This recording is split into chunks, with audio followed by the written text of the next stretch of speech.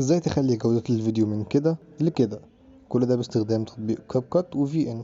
اول حاجة هنعملها هنروح على تطبيق في ان ونضيف الفيديو الخاص بينا اللي احنا عايزين نمنتج عليه او نظبط جودته، وبعد كده نضغط على المربع اللي فوق ده ونختار ابعاد التيك توك وهي 9:16، وبعد كده نظبط ابعاد الفيديو ذات نفسه وهنعمله برضه 9:16، وبعد كده نسحب الشريط ده لحد ما نلاقي كلمة فلتر وندوس على كلمة فلتر وهنضيف الفلتر اللي موجود قدامكم ده. اللي عنده الفلتر ده يضيفه، اللي عنده فلتر سينمان يضيفه برضه، مفيش مشكلة، الاتنين رايقين.